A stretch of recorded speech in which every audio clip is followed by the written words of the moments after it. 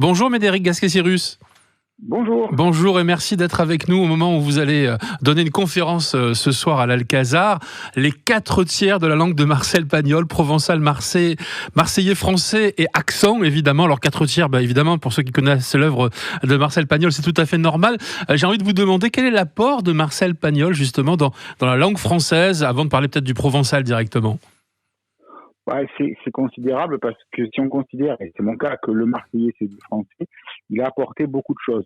Non pas qu'il ait inventé des mots, mais il a illustré des mots dans ses pièces, dans ses films, dans ses œuvres, qui ont pris une sorte de légitimité. Si la force de lire ces mots, quand on est minot, quand on lit les souvenirs d'enfance, quand on regarde la trilogie ou d'autres films, ils font partie de notre paysage linguistique et culturel.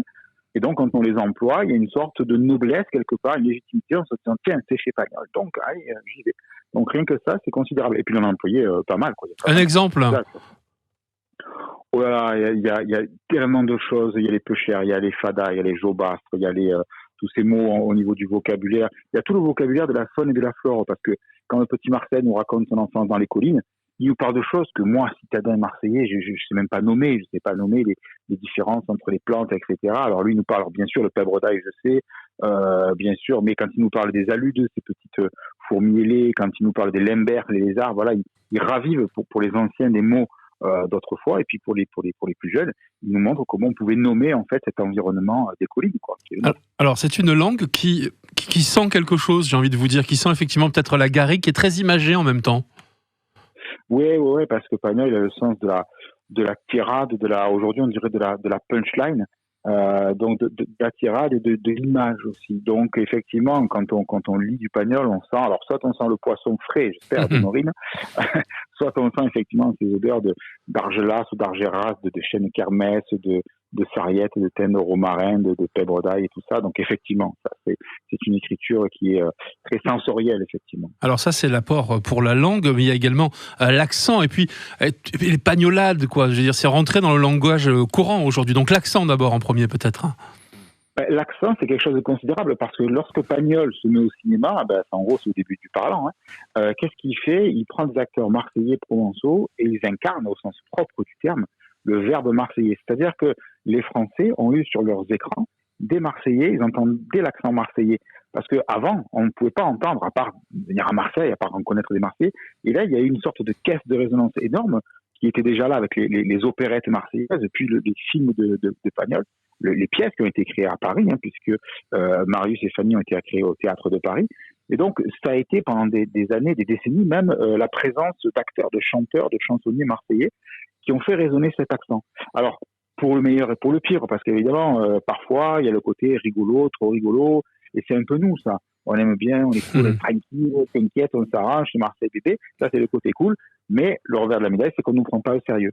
Et chez Pagnol, il y a, non pas cette ambiguïté, mais quelque part, il a malgré lui, véhiculé cette image du Marseillais un peu léger, tout la pagnolade. Mais moi, j'aime pas le mot pagnolade parce que je préfère ce qui est pagnolesque. Pagnolesque, voilà, oui. Le style de Pagnol, ça c'est plus noble, voilà. Alors, c'est d'une modernité aujourd'hui importante. Pourquoi on s'en sert pas? Je sais pas, peut-être qu'on s'en sert. D'ailleurs, vous êtes prof à la fac, mais pour apprendre le français, parce que quand on voit la trilogie Marius, César et Fanny, c'est un classique et c'est un drame du niveau d'Antigone ou de Phèdre, non? Il faut s'en servir pour attirer les jeunes à la culture. Ouais. Je crois que les profs dans le secondaire, dans le primaire, même s'en servent encore, et depuis toujours. Ce qui d'ailleurs même a causé à Pagnol la réputation d'être un auteur jeunesse, un auteur régionaliste jeunesse, alors que pas du tout. C'est un auteur dramatique, tragique même, que les minots peuvent lire, et ça c'est bien parce que ça donne accès à la lecture aux plus jeunes, mais c'est aussi un auteur universel. Il a été traduit, les films ont été joués aux États-Unis, ailleurs, etc. Et effectivement, je pense que c'est une très bonne entrée dans la langue française tout court, dans la langue marseillaise qui fait partie du français.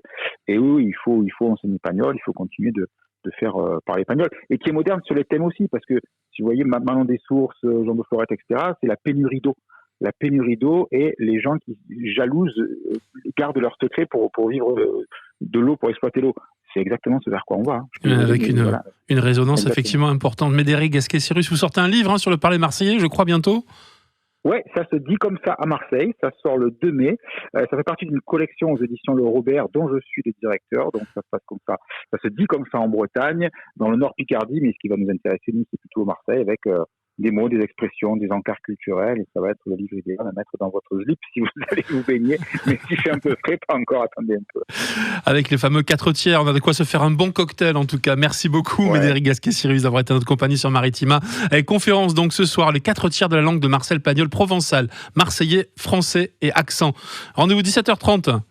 Ciao, aioli. Aioli, à bientôt. Merci beaucoup Médéric.